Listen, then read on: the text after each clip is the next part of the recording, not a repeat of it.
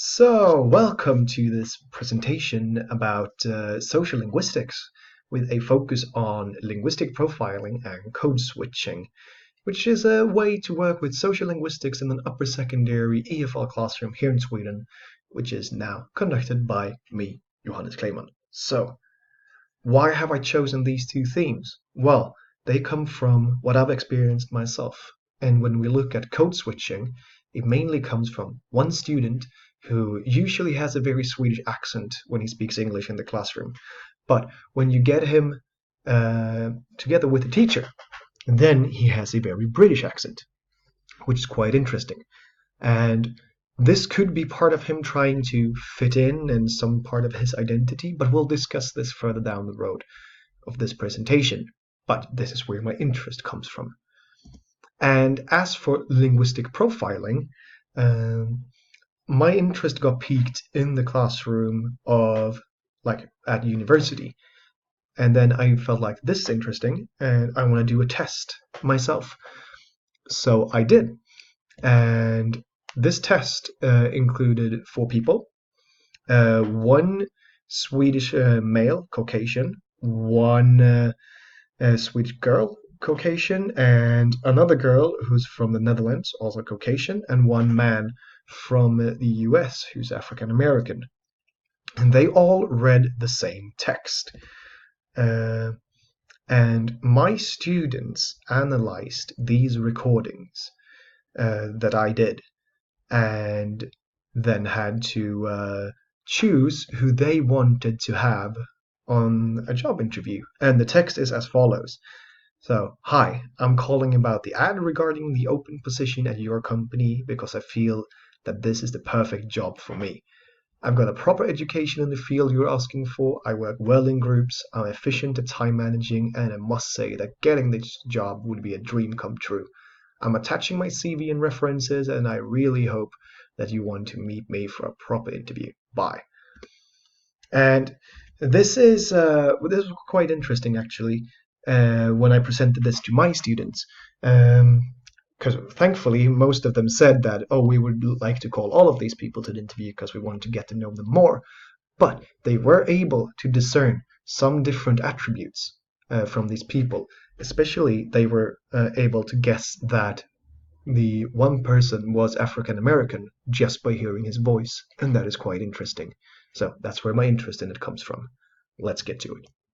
So the discourse as follows of this presentation is that first I'll go through the contextual factors, then I'll talk about linguistic profiling. I'll then move on to code switching, and then look at how we can use these topics in a classroom. That's like the main focus of where I want to go with this. And then we have a sort of conclusion followed by my references that I've used to find the facts for this presentation. So, contextual factors. We're in an upper secondary educational setting here in Sweden, so ages 16 to 19. And I will use EFL as the term when we look at when we go through this presentation based on Kaku's concentric circles of English. And basically, Sweden would be in the expanding circle, since we do not officially have English as a second language. It is a foreign language here, even though some might argue that we could have it as a second language, since many people are exposed to it from a young age and are used to using it. But in our classrooms, we have a lot of students who do not come from Sweden, and English for them might be a third or fourth language. So EFL would be the more appropriate term in this setting. And if we want to look at linguistic profiling, then John Ball starts to present this with that linguistic profiling is just discrimination. And it is based on how you judge people from the way that they speak, or it's how it sounds when they speak. And he himself in his presentation on the TED Talk discusses this and says, yeah, at a young age, I judged my fellow students, I mocked the ones who didn't speak English very well. And then I experienced people doing that to me because I spoke differently when I moved around in the country. And that is quite interesting to see. So basically, linguistic profiling is the way we judge someone by the way that they speak. We put them in different categories based on speech. And this is also to amplify this, we can look at both Bohr and Hornberger and McKay. They use housing as an example here when people try to apply for an apartment or contact landlords. Those who come from minority groups or have an accent from minority groups when they speak on the phone with these possible landlords, they run the risk of not getting contacted or like getting an apartment at all, whereas someone who sounds white or Caucasian has a higher chance of getting something. So that is what it is. And then we have code switching, the other part that I want to talk about here. And as you can see that I've written on the screen up on the right side and down on the left, we have take a seat and y'all make yourself comfortable. Different ways of basically saying the same thing, but you would use it in different settings. So, code switching is mainly two dialects used by the same community. So the same people in the same group having talk that are comfortable with each other. They swap between two dialects or two languages. It could also be. And here we have something that could be higher versus more lower, where we look at there's one kind of more formal language maybe that we'd use in some settings, and we have a lower version that would be used in another type. So you wouldn't be in court speaking like, y'all make yourself comfortable. Maybe some people would. Maybe you'd say take a seat instead.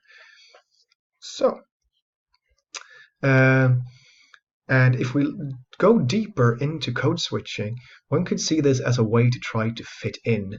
There might be some kind of group mentality. And this could be called code crossing, as Hornberger and McKay brings it up.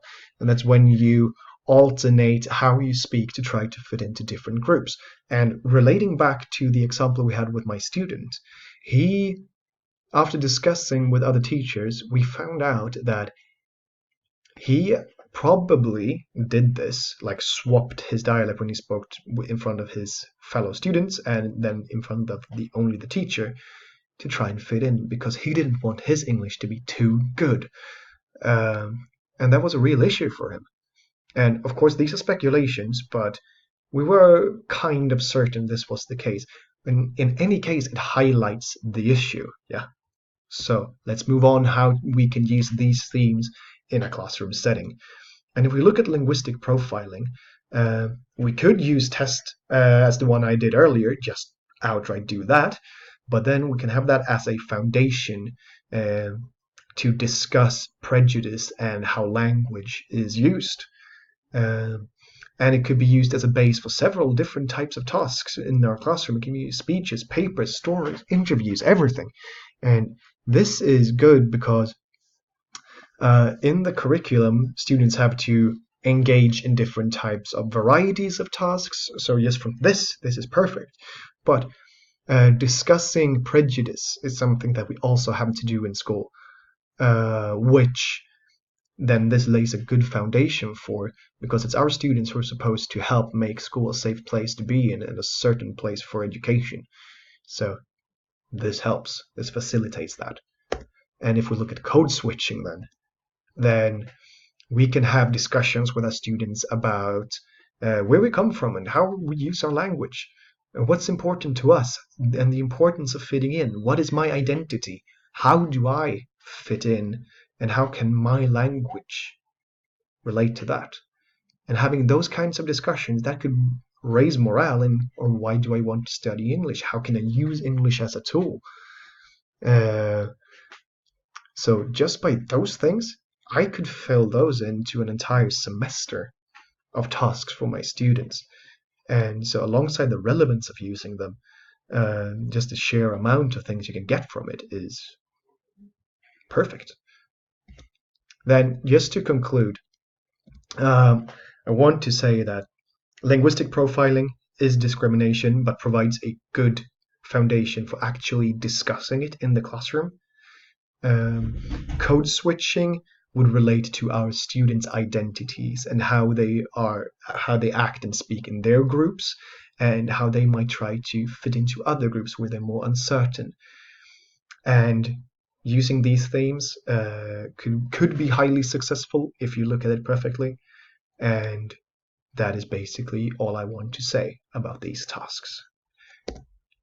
And to finish up, sorry, I just want to recommend people watching The Hate You Give as a film uh, which really highlights these kind of terms and themes that we've been talking about here. So look at that. And finally, you got my references. We got Ball, we got Holmberg and McKay, we got Kakru, and we have things from School of Alket, the curriculum for the upper secondary education here in Sweden. Thank you for listening. Bye.